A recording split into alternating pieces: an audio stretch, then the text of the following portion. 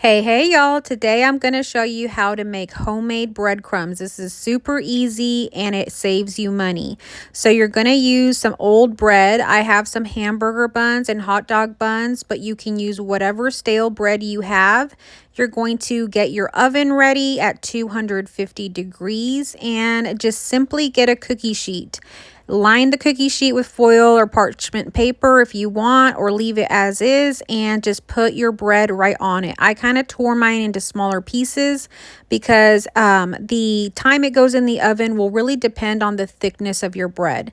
So I had it at 250 degrees. Mine took about 25 minutes. And then now you're going to use your food processor.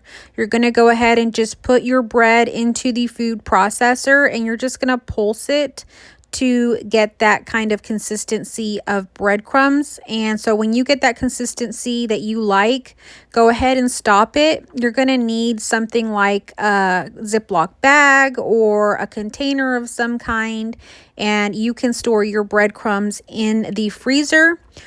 This is what the breadcrumbs look like when they come out of the food processor. You can add seasonings if you want seasoned breadcrumbs, or you can use them plain. I'm going to go ahead and store them in a breadcrumb container and put them in my freezer for meatloaves, for casseroles, for anything that takes breadcrumbs. So this is a quick, simple, kind of frugal kitchen hack that you can use to get yourself some breadcrumbs.